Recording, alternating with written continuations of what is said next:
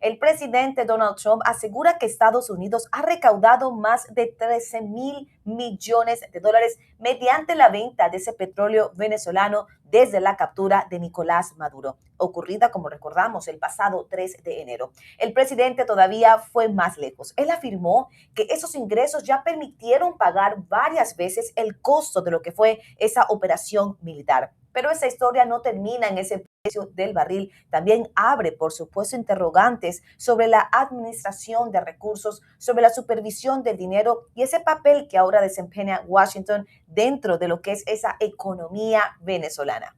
Mira, y obviamente es un tema muy clave. Le preguntaron al presidente, pues, cuando se montaba el avión presidencial, y lo primero es que hay que aclarar que esa cifra de 13.000 millones proviene de declaraciones del propio presidente, pues porque no han habido, pues, como digamos, reportes específicos. Trump respondió a una estimación publicada por el medio de Financial Times, que sugirió que el monto podría ser incluso mayor. De hecho, el presidente lo dijo.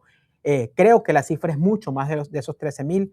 La administración estadounidense tomó control de las exportaciones petroleras venezolanas después de la captura de Maduro y mantiene una cooperación estrecha con el gobierno interino encabezado, pues, por Delcy Rodríguez. Así que ese petróleo se convirtió ahora sí en el capital fuente de financiamiento para sostener operaciones públicas, para recuperar parcialmente la infraestructura y la energía del país, de acuerdo a lo que declaró el presidente Trump.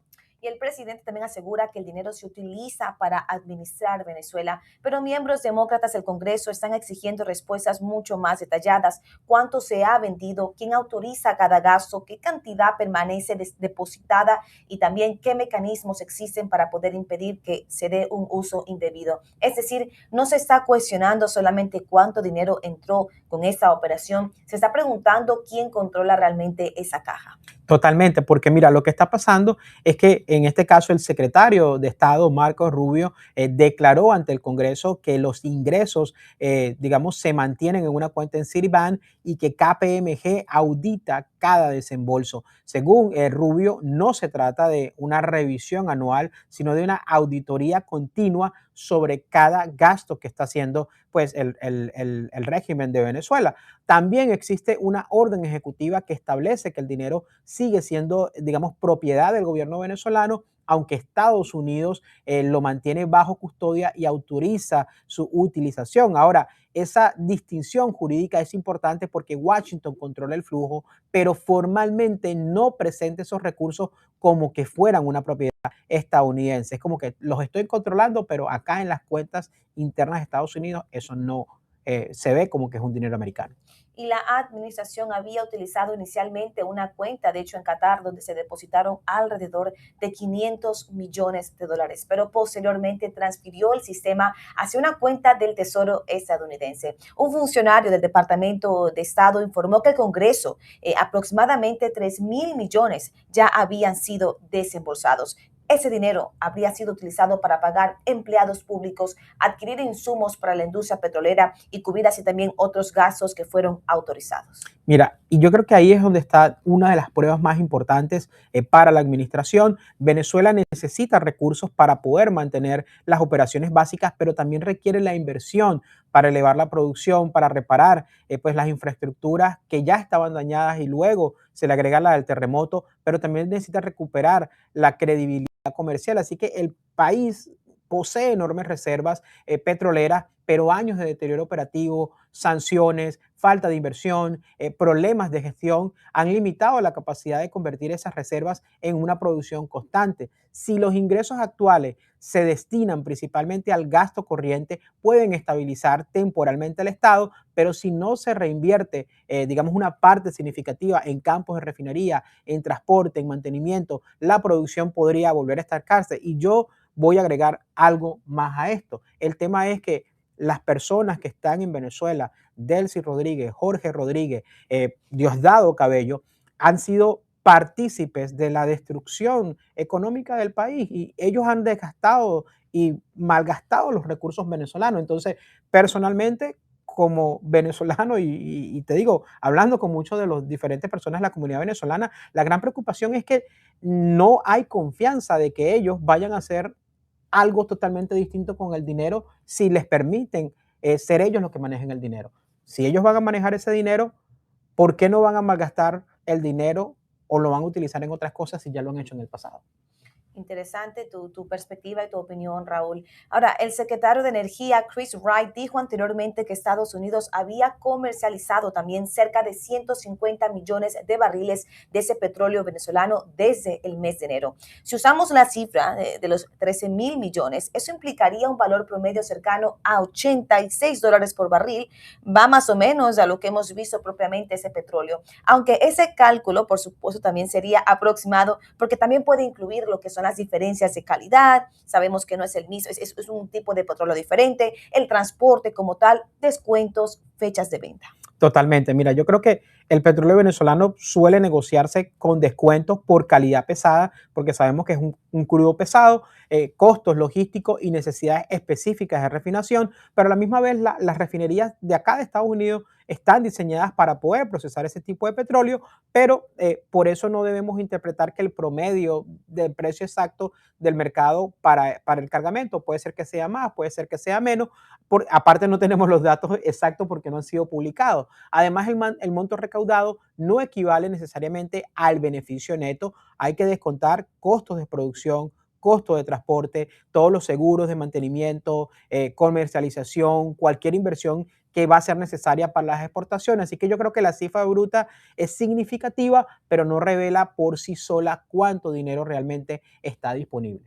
También existe una lectura que es pues más en tono geopolítico. Estados Unidos no solo controla una fuente importante de ingresos de Venezuela, ahora también influye directamente sobre cómo se venden los cargamentos, dónde se deposita el dinero y también qué gastos reciben autorización, lo cual pues representa una transición temporal o posiblemente también el comienzo de una relación económica que sea mucho más prolongada entre Estados Unidos y Venezuela. Por ello propiamente esa nueva frase de ¿será que se convertirá en un nuevo estado del país?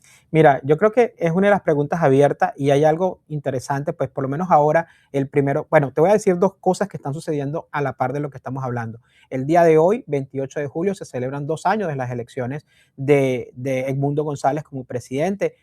Los Estados Unidos reconoció, pero no ha reconocido oficialmente a Edmundo González esas elecciones y pues líderes como María Corina Machado, de hecho, han llamado a una manifestación pacífica en los 335 municipios de todo el país de Venezuela. Eso está sucediendo en este momento mientras estamos dando esta noticia.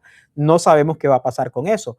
Y eso se da porque el 1 de agosto hay una mesa de negociación donde Estados Unidos reconoce al tribunal, a la asamblea del 2015, perdón, que fue la última asamblea elegida, pero abre disyuntiva, porque estos contratos que se están haciendo aquí lo están firmando con la asamblea que está ahorita, que es la asamblea chavista, a la cual no reconocen. Entonces, tú reconoces a una asamblea para hacer unos contratos petrolíficos, pero reconoces a otra para hacer una mesa de negociación, de la cual la mayoría de los venezolanos, te lo puedo decir ciertamente, sin temor a equivocarme, no están de acuerdo con muchas de las cosas que están pasando con esa mesa de negociación, porque hemos visto más de 18 mesas de negociación con Jorge Rodríguez, con Diosdado Cabello, y todas han terminado en exactamente lo mismo, en nada.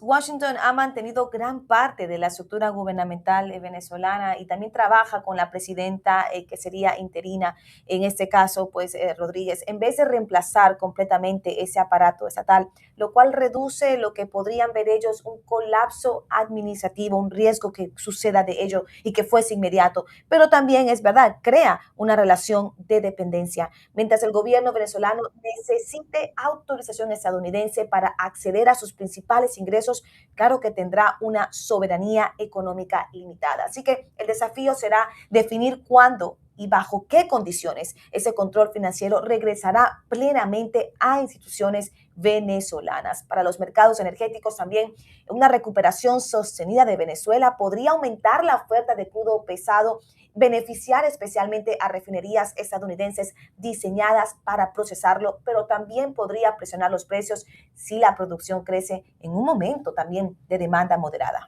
Mira, más allá de eso, nuevamente yo creo que obviamente en la parte económica el impacto va a depender de eso, pero yo te lo puedo decir como analista geopolítico, como venezolano, como persona que conoce muy bien el conflicto que está pasando, el problema venezolano no va a superarse solamente con que se le dé un control de la administración de los recursos y del petróleo al régimen que está actualmente, a Delcy Rodríguez, porque el problema venezolano y no se soluciona solamente de la parte económica, porque es un problema social, estructural.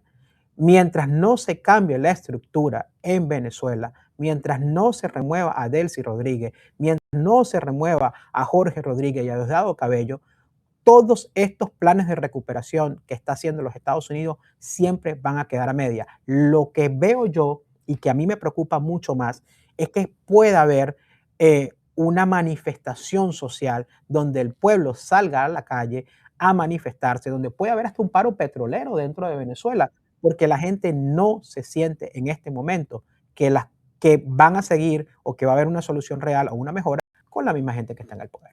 Señores, lo cierto es que vender petróleo es solo la primera parte. La verdadera prueba será demostrar dónde está el dinero, cómo se utiliza también, cuándo Venezuela volvería a pues controlar completamente la riqueza que sale de su propio subsuelo. También creo que es otra perspectiva para tomar en cuenta. Señores, breve pausa comercial, por supuesto, ya regresamos con más.